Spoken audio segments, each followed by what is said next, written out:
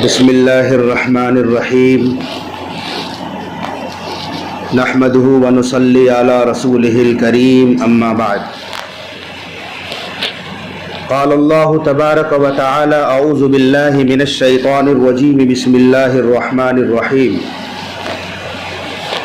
هل اتى على الانسان حين من الدهر لم يكن شيئا مذكورا انا خلقنا الانسان من نطفة امشاج نبتليه فجعلناه سميعا بصيرا انا هديناه السبيل اما شاكرا واما كفورا صدق اللہ العظیم۔ جو اہل ظرف ہوتے ہیں ہمیشہ جھک کے چلتے ہیں، جو اہل ظرف ہوتے ہیں ہمیشہ جھک کے چلتے ہیں، صراحی سر نگو ہو کر بھرا کرتی ہے پیمانہ۔ معزز سامعین کرام، پرانے زمانے میں صراحی ہوا کرتی تھی، نئے بچے تو نہیں دیکھے ہیں جس میں جام بھرا رہتا تھا، شراب بھری رہتی تھی اور صراحی کی گردن کافی لمبی ہوتی تھی۔ اس صراحی سے پیالوں میں جب جام بھرا جاتا تھا تو صراحی کو کافی ٹیڑھا کرنا پڑتا تھا۔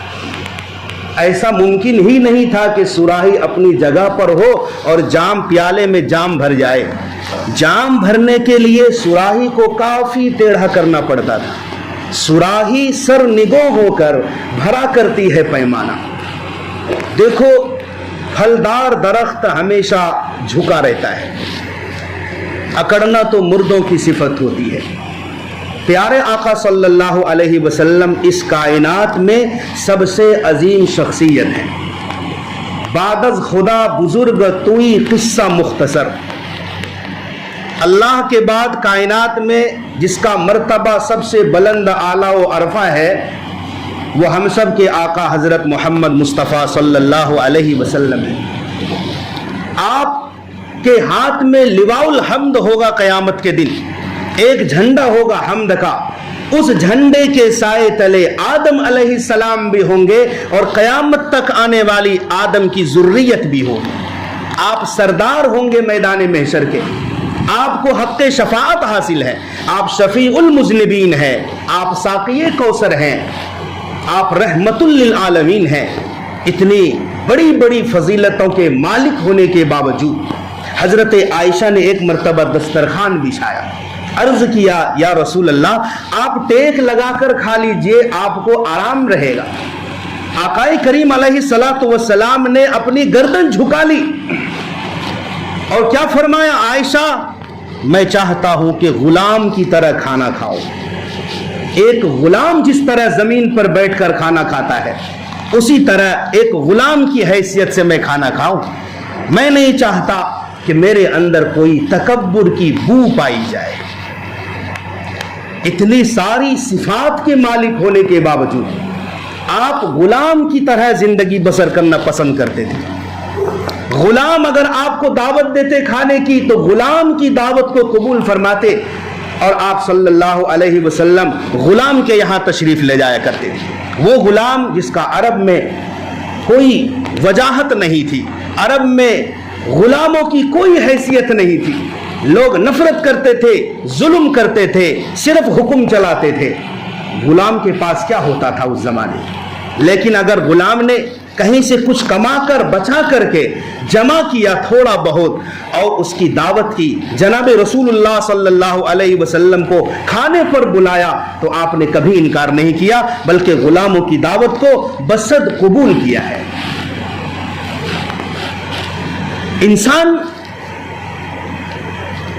ہر انسان اپنے اندر جب جھانکے گا نا تو دل میں ایک جھوٹا خدا بیٹھا ہوا ہے۔ انسان کا بول ہے ہم زندہ ہیں، ہماری اولاد پل رہی ہے، ہم نہیں ہوں گے تو ہماری اولاد کہاں سے کھائے گی، بیوی کہاں سے کھائے گی، گھر کیسے چلے گا۔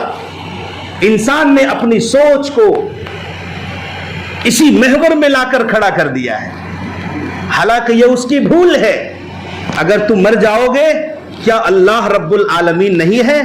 اللہ پوری کائنات اور سارے عالم کا رب اور پالنہار ہے۔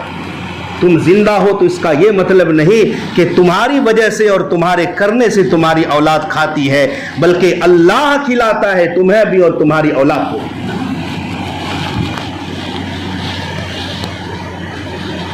انسان اپنی ذات میں اگر غور کر لینا، ایک شخص سے کسی نے کہا کہ میں ایسا ہوں، میں اتنا بڑا ہوں، کیا تو مجھے نہیں جانتا میں کون ہوں؟ اس نے کہا ہاں ہاں بالکل جانتا ہوں۔ تمہاری شروعات بھی ایک گندگی سے ہے، تمہارا انجام بھی گندا ہے، کہ جب تم پیدا ہوئے تھے ایک ناپاک قطرے سے پیدا ہوئے ہو، اس نطفے سے پیدا ہوئے ہو، کہ اگر وہ خارج ہو جاتا تو جب تک اس نطفے اور گندے قطرے کو صاف نہ کر لیا جائے انسان کو چین نہیں آتا ہے۔ اس ناپاک گندے نطفے سے پیدا ہوئے ہو، یہ تو تمہاری شروعات اور آغاز ہے، اور انجام یہ ہے کہ جب تم مر جاؤ گے تو مردہ لاش ہو جاؤ گے، تمہارے گھر والے تمہیں گھر میں رہنے کی جگہ نہیں دیں گے، فوراً قبرستان میں دفن کرنے کی کوشش کریں گے، اپنے سے جدا کریں گے۔ یہ تمہارا انجام اور یہ تمہارا آغاز تھا، اور بیچ کی جو زندگی ہے نا، تم نجاست لیے پھرتے ہو۔ پیٹ میں کتنی نجاست ہوتی ہے، یہ تو اللہ رحم فرمائے۔ انسان کی جو کھال ہے نا، جو چمڑی ہے انسان کی، یہ کھال ہمارے عیوب کے اوپر پردہ ڈال کر رکھی ہے، ورنہ اسی کھال کے اندر پیپ بھی ہے، خون بھی ہے، نجاستیں بھی ہے۔ ہماری کھال نے پردہ پوشی کا کام کر رکھا ہے۔ مختلف قسم کی بیماریاں ہیں پیٹ میں، انسان کو ہارٹ کی تکلیف ہے، اندر کینسر ہے، لیور میں تکلیف ہے۔ یہ تو بھلا ہو اللہ نے اس کھال کو اتنی خوبصورتی کے ساتھ فٹ کیا ہے کہ تمام امراض کو چھپا کر کے رکھا ہے، ورنہ اگر ظاہر ہو جائے تو انسان ایک دوسرے سے نفرت کرنے لگے۔ ہم کہاں سے پیدا ہوئے ہیں؟ ہماری اصل مٹی ہے، مٹی۔ یہ جو ہمیں انسان گوشت پوست نظر آ رہے ہیں نا، اس کی اصلیت مٹی ہے۔ ہماری اصلیت گوشت پوست نہیں ہے، ہماری اصلیت مٹی ہے، کہ ہم مٹی سے اصلاً ابتداءً پیدا ہوئے ہیں۔ اور مٹی کے اندر کیا خاصیت ہوتی ہے؟ مٹی دب کر رہتی ہے، مٹی کے اندر عاجزی ہے، اس مٹی کے اندر جذب کرنے کی صلاحیت ہے۔ رات دن موسلا دھار بارش ہو جائے، یہ مٹی بارش کو اپنے اندر کھینچ لیتی ہے، جذب کر لیتی ہے۔ ہمیں بھی مٹی کی صفت اپنانی چاہیے کہ اگر خیر کی کوئی بات سنیں، نیکی کی کوئی بات سنیں، اپنے اندر اس نیکی اور خیر کی باتوں کو اپنے اندر جذب کر لیں۔ یہ مٹی کی صفت ہے۔ مٹی کی صفت ہے پردہ پوشی کرنا، نجاست ہے، گندگی ہے، زمین اپنے اندر جذب کر لیتی ہے۔ ہم مردے کو کہاں دفناتے ہیں؟ اسی زمین کے اندر دفناتے ہیں۔ تو زمین کے اندر ہے پردہ پوشی کرنا، چھپا دینا عیب کو۔ یہ ہم سب کے اندر بھی، چونکہ ہمارا خاصہ، ہماری اصلیت مٹی ہے، تو مٹی جیسی صفت ہمارے اندر ہو جائے کہ ہم بھی عیب کو چھپانے والے بن جائیں۔ یہ نہیں کہ دوربین لے لو اور لوگوں کے عیوب کو اجاگر کرنے کی کوشش کرو، فلاں کے اندر یہ عیب ہے، فلاں کے اندر یہ عیب ہے۔ اور افسوس کہ میاں بیوی جو زندگی کے دو پہیے تصور کیے جاتے ہیں، ایک دوسرے کے لیے لازم ملزوم ہے۔ میاں بیوی کے عیب ڈھونڈنے کی کوشش کرتی ہے زندگی بھر، اور بیوی شوہر کے عیوب بیان کرنے کی کوشش کرتی ہے۔ اور اللہ رحم فرمائے، اس معاملے میں عورتیں ہماری اتنی زیادہ ہے، ایک عورت کو کسی کے عیب کے بارے میں پتہ چل جائے نا، وہ محلے کی دوسری عورت کو بولے گی فلاں کے اندر یہ بیماری ہے، بہن تم آگے مت بتانا۔ پھر وہ بھی اسی طرح دوسری عورت کو بولے گی کہ صرف تم سے کہہ رہی ہوں، تم آگے مت بتانا۔ پورے محلے میں ایک ایک کان سے دوسروں کے عیب کی پردہ پوشی ہوتی ہے، پردہ دری ہوتی ہے۔ تو عیوب کو چھپانا، میاں بیوی ایک دوسرے کے عیوب کے اور خامیوں کے پیچھے پڑے رہے۔ حالانکہ عیوب کو اگر ہم چھپائیں گے تو اللہ تبارک و تعالی میدان محشر میں ہمارے عیوب پر پردہ ڈال دیں گے، ہماری خامیوں کو چھپائیں گے۔ آج ہم دوسروں کے عیوب، اسی لیے اکبر الہ آبادی نے کہا تھا، تھے جب ہم اپنی برائی سے بے خبر رہے ڈھونڈتے اوروں کے عیب و ہنر، اور پڑی اپنی برائی پر جو ہی نظر تو نگاہ میں کوئی برا نہ رہا۔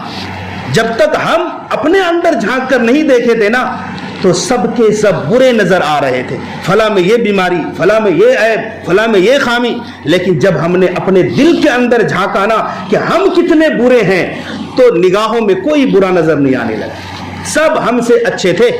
یہ تواضع اور انکساری اسی کو کہتے ہیں کہ اپنے کو حقیر بنا لینا، یہ تصور کرنا کہ ہم سب سے حقیر ہیں، ہم سب سے ذلیل ہیں، سب ہم سے اچھے ہیں. یہ تواضع ہے، یہ انکساری ہے.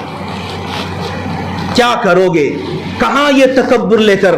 سب سے پہلے جس نے تکبر کیا نا، اس کا نام ابلیس ہے. قرآن کریم میں تفصیل کے ساتھ اس واقعے کو ذکر کیا ہے.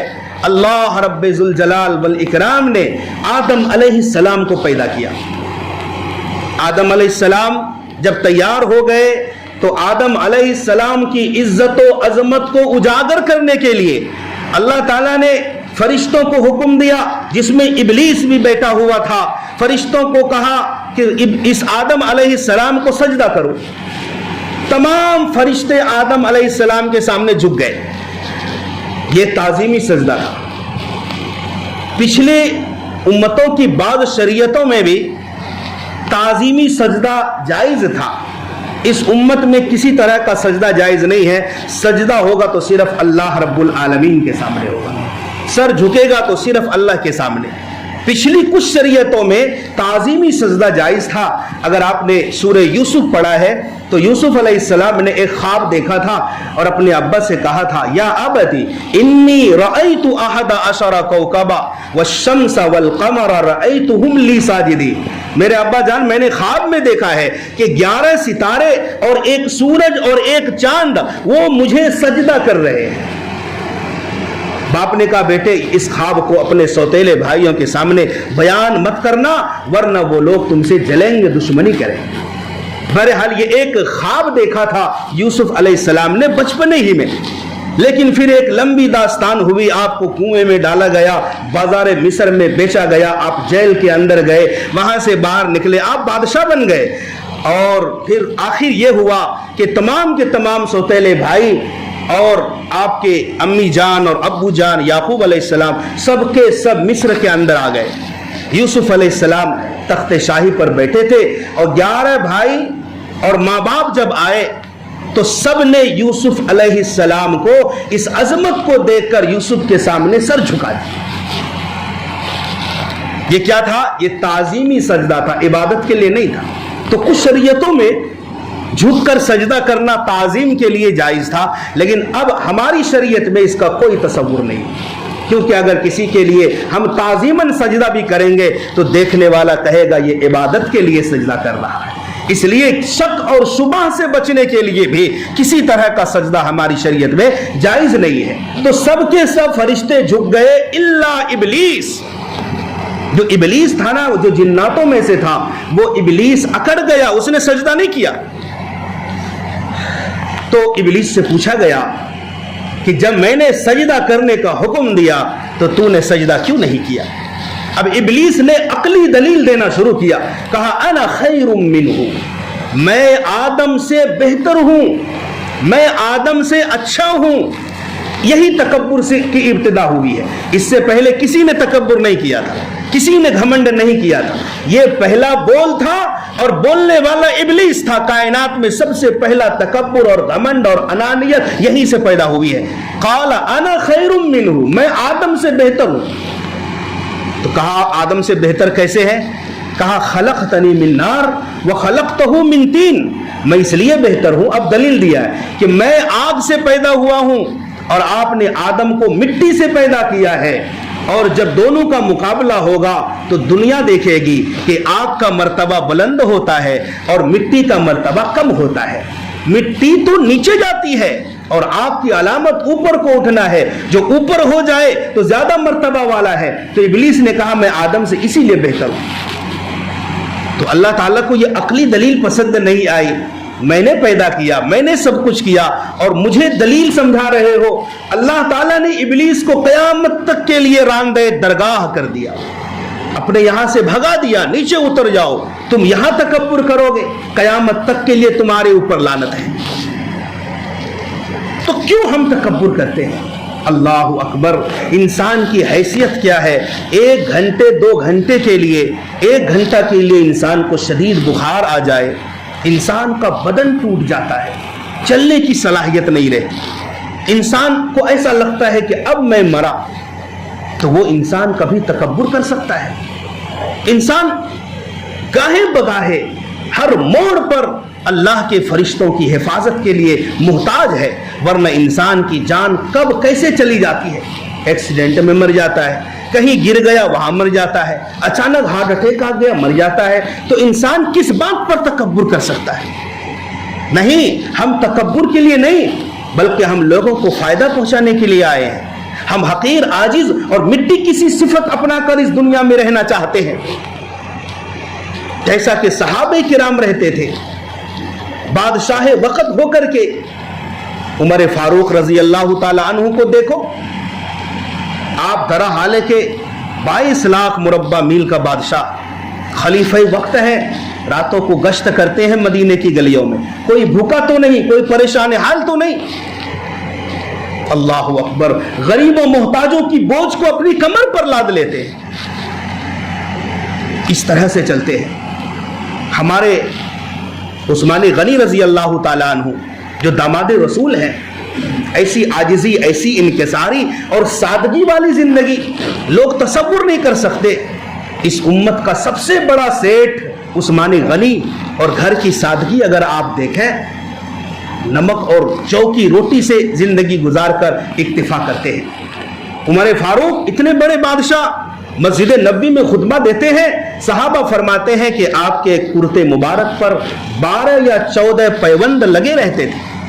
آپ کی عاجزی تو دیکھو، آپ صلی اللہ علیہ وسلم گھر کا کام خود کرتے تھے، بکری کا دودھ خود دوہ لیتے تھے، آپ کے جوتے کا تسمہ ٹوٹ جاتا آپ خود ہی جوتے کو سی لیتے تھے۔ یہ چھوٹا چھوٹا معمولی کام ہے، لیکن نبی رحمت صلی اللہ علیہ وسلم لواء الحمد جن کے ہاتھ میں ہے، انہوں نے کبھی فخر نہیں کیا، کبھی تکبر نہیں کیا، میں اس عہدے پر ہوں اور میں اس مرتبے پر فائز ہوں، بلکہ گھریلو کام میں اپنے گھر والوں کی مدد کیا کرتے تھے۔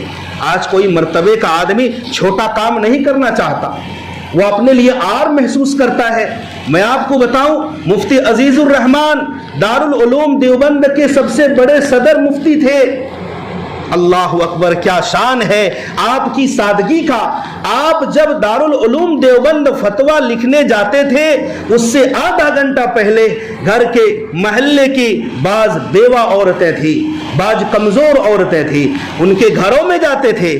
آپ کو کچھ منگانا تو نہیں، کوئی دھنیا کی فرمائش کرتی، کوئی آلو ٹماٹر پیاز اور مرچی کی فرمائش کرتی، 4 آنے کی دھنیا اور 10 پیسے کی فلاں چیز، سب کے لیے آپ بازار سے خرید کر لا کر دیتے تھے، کوئی معاوضہ نہیں لیتے۔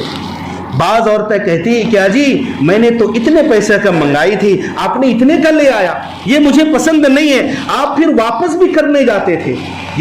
ان سارے کاموں سے فراغت کے بعد آپ صدر مفتی کی حیثیت سے جا کر دارالعلوم دیوبند کے افتاء کی درسگاہ میں بیٹھ کر آپ فتویٰ صادر کرتے ہیں۔ یہ ہمارے اسلاف کی زندگی کی سادگی ہے۔ مولانا محمد قاسم نانوتوی جو بانی دارالعلوم دیوبند ہیں، ایک مرتبہ آپ کے زمانے میں ایک دیہاتی نے آپ کی دعوت کی، وہ دیہات کافی دور تھا، وہ گاؤں آپ کے یہاں سے، تو آپ پیدل ہی چلے گئے، وہاں پر جا کر کھانا کھایا۔ جب کھانے سے فارغ ہوئے تو اس دیہاتی نے آموں کی ایک گٹھری، آم کا زمانہ تھا، آموں کی ایک گٹھری بنا کر دی، لیکن سواری کا کوئی انتظام نہیں تھا، آپ ناز و نعمت میں پلے تھے تو کبھی ایک ہاتھ میں پکڑتے کبھی دوسرے ہاتھ میں پکڑتے، اسی طرح آپ اس دیہات سے دیوبند کے اندر داخل ہو رہے تھے۔ جب دیوبند قریب پہنچے آپ تو آپ کے ہاتھوں نے جواب دینا شروع کر دیا، بالآخر آپ نے اس گیٹری کو سر پر رکھ لیا اور کہا اب ہاتھوں کو آرام ملا ہے، میں نے پہلے ایسا کیوں نہیں کیا تھا۔ اور آپ اتنے بڑے علامہ ہو کر کے دیوبند کی سرزمین پر اس طرح داخل ہو رہے ہیں کہ آپ کے سر پر آموں کی گٹھری ہے، لوگ آپ کو سلام کر رہے ہیں، آپ ایک ہاتھ سے گٹھری پکڑے ہیں اور ایک ہاتھ سے مصافحہ بھی کر رہے ہیں، لیکن ذرا برابر دل میں یہ بات نہیں آئی کہ لوگ کیا کہیں گے کہ اتنے بڑے مولانا اور آموں کی گٹھری سر پر لا کر آ رہے ہیں۔ نہیں، میرے بھائیوں، آپ بڑے منکسر المزاج تھے. ایک مرتبہ آپ لنگی پر تشریف لے جا رہے تھے، کہاں لنگی پہنے کہ ایک دیہاتی نے اپنی قوم کا آدمی سمجھ کر پوچھ لیا کہ اجی صوف کیا بھاؤ ہے آج مارکیٹ میں. حالانکہ آپ اس برادری کے نہیں تھے اور اس کی لائن کا نالج بھی آپ کو نہیں تھا. تو آپ نے کہا کہ ایسا ہے، آج میرا بازار جانا نہیں ہوا اس لیے بھاؤ کا پتہ نہیں کیا. یعنی سامنے والے کو بھی مطمئن کر دیا اور ان کو یہ خیال نہیں آیا کہ میں اتنا بڑا عالم. بہرحال انسان کو ہمیشہ جھک کر رہنا چاہیے، انسان کی مدد کرنی چاہیے. ہمارے کسی بھی فعل سے، کسی بھی کام سے تکبر اور انانیت کو ہمارے دل میں جگہ نہیں پکڑنی چاہیے. ورنہ دیکھو اللہ تبارک و تعالی تھوڑی سی چابی ٹائٹ کرتے ہیں نا، بڑے بڑے حکمرانوں کی کایا پلٹ جاتے ہیں. اگر تمہیں حکومت کا نشہ ہے نا، فرعون کو دیکھو جو کہتا تھا انا ربکم الاعلی، میں سب سے بڑا رب ہوں، ربوبیت کا دعویٰ کیا تھا. انجام کیا ہوا؟ جس نے رب کا دعویٰ کیا اس کو سمندر اور دریا میں تیرنا نہیں آتا تھا، سمندر کے پانی سے ہار گیا، اللہ نے ڈبو دیا فرعون. 400 سال تک حکومت کی فرعون نے. کہتے ہیں کہ درد سر نہیں ہوا تھا، اتنا عیش میں پلا تھا فرعون. جن کہتا تھا میں تم سب کا سب سے بڑا رب ہوں. تو اللہ تعالیٰ نے اس تکبر کو پنپنے نہیں دیا، بلکہ انجام کیا ہوا؟ پانی میں ڈبو دیا. اسی طرح نمرود کہتا تھا، اس نے بھی خدائی کا دعویٰ کیا تھا، اللہ کو نہیں مانتا تھا، جس نے ابراہیم علیہ السلام سے مقابلہ کیا تھا. لیکن جب اللہ تبارک و تعالیٰ نے اس کے غرور کو خاک میں ملایا نا، کسی انسان سے نہیں، ایک مچھر کا مقابلہ نہیں کر سکا. نمرود کی ناک میں ایک مچھر گھس گیا اور اندر تک چلا گیا اور نمرود کا بھیجا کھانے لگا. نمرود اپنے سپاہیوں سے اپنے سر پر چپل اور جوتوں کی بارش کرواتا تھا.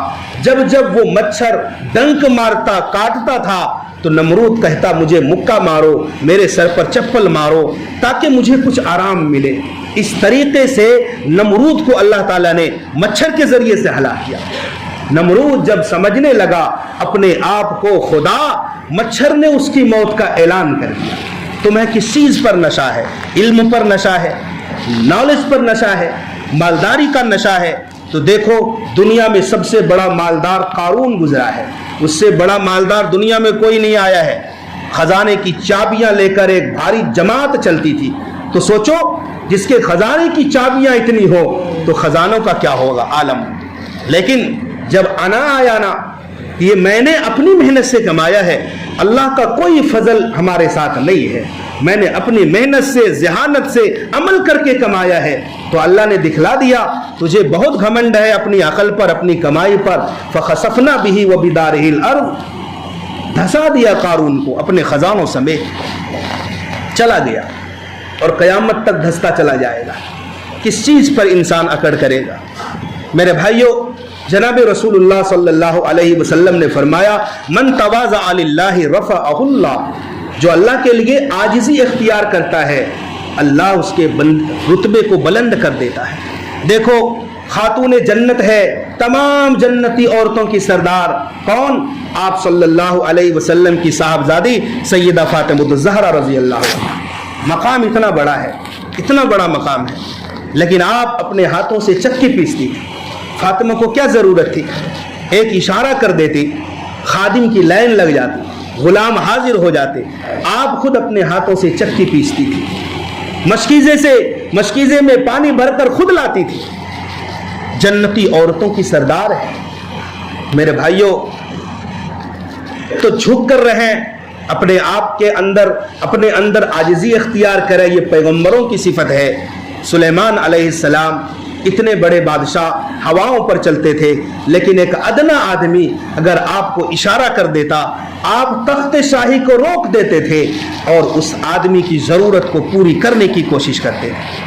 ہمارا دنیا میں آنے کا مقصد حقوق اللہ کو پہچانے اور حقوق العباد کو پہچانے. اللہ تعالی ہم سب کو عمل کی توفیق عطا فرمائے.